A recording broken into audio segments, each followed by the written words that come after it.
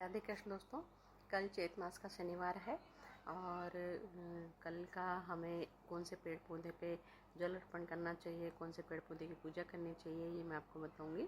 और जैसा कि मैंने आपको पिछले वीडियो में बताया था कि चैत मास में हम जो दिन होता है, जो नक्षत्र होता है, उसके पेड़ पौधों को अगर हम जल चढ़ाते हैं, जल पेड़ पौधों में डालते हैं तो उसका हमें कई आशीर्वाद मिलता है, कई गुना आशीर्वाद मिलता है। तो हमको पेड़ पौधों में जल ज़रूर चढ़ाना चाहिए। तो कल शनिवार होने की वजह से आप शमी के पेड़ में जल चढ़ा सकते हैं। और हस्त नक्षत्र होने की वजह से जो रीठा का पेड़ होता है, अगर उसमें आपने जल चढ़ाया तो आपको उसका कई गुना आशीर्वाद मिलेगा। जितना जल हो उतना रीठा के पेड़ में चढ़ाइए और शमी के पेड़ में भी चढ़ाइए। और उसके बाद जो नीला कलर का फूल आता है, नीला कलर का पुष्प होता है, आपके आसपास जंगली फूल भी चल सकता है, कोई भी हो पर नीले कलर का हो या बैंगनी कलर का हो, उस फूल को लीजिए और उससे गंगा जल से अपने पूरे घर को छिड़किए, पूरे घर में छिड़काव करिए। उसका भी आपको बहुत बेनिफिट मिलेगा। और लेकिन करना आपको नीले फूल से, क्योंकि शनिवार है। और रहा जैसे कि आजकल मैं आपको इस महीने में मैं आपको विवाह में आ रही दिक्कतों के बारे में जानकारी दूंगी और उनके उपाय आपको बताऊंगी।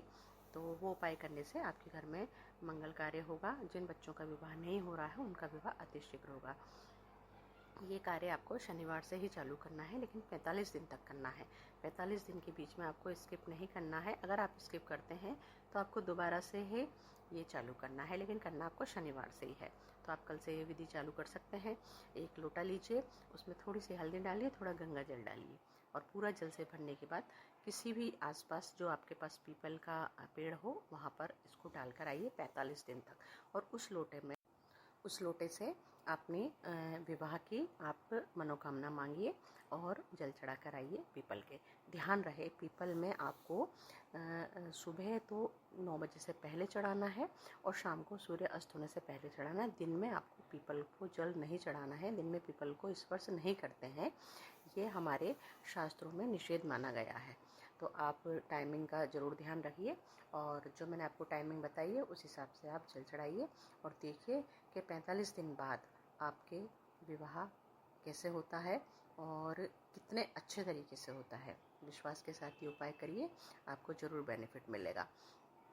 और रही मैं जैसे चैत मास में हम अगर मान लो माँ दुर्गा की आराधना तो करते हैं, क्योंकि ये माँ दुर्गा के लिए विशेष तौर से माना जाता है।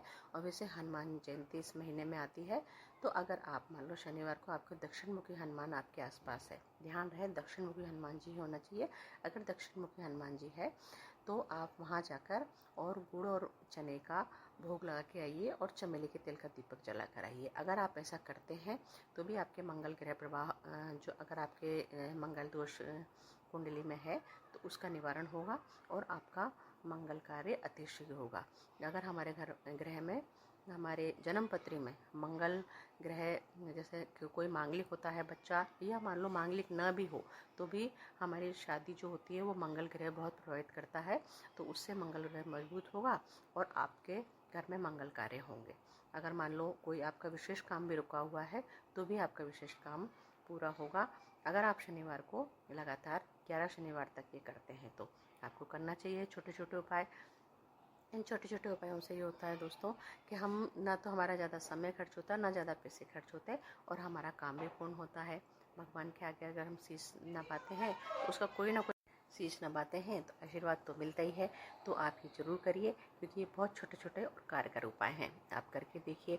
अब रही जैसे हनुमान जी का है, अगर आपके आसपास राम मंदिर भी है तो राम मंदिर भी आप जा सकते हैं। अगर राम मंदिर है, क्योंकि ये चैत का जो महीना होता है वो राम भगवान के लिए भी होता है, इसमें भगवान राम का जन्म हुआ था, तो भगवान का जन्मोत्सव भी इसी मंथ में मनाते हैं। इसलिए अगर आपके आसपास राम दरबार है, राम दरबार का मंदिर है प्राण प्रतिष्ठित, तो वहाँ जाकर भी आप लाल चुन्नी चढ़ा कर आ सकते हैं सीता मैया को। उससे भी आपके घर में मंगल कार्य जरूर होगा। ये छोटे छोटे उपाय हैं, जिससे भी आपको सूटेबल लगे वैसा करिए, पर करिए जरूर। और अगर मेरे वीडियो पसंद आ रहे हैं तो लाइक कीजिए, शेयर कीजिए और सब्सक्राइब भी कीजिए। सब्सक्राइब करके बेल का आइकन को जरूर दबाइए ताकि मेरे आने वाले वीडियो का नोटिफिकेशन आपको अतिशीघ्र मिले। शेयर करने के लिए इसलिए बोलती हूँ यार दोस्तों कि आपके जो रिश्तेदार हैं, दोस्त हैं, वो इसका बेनिफिट उठा सकें।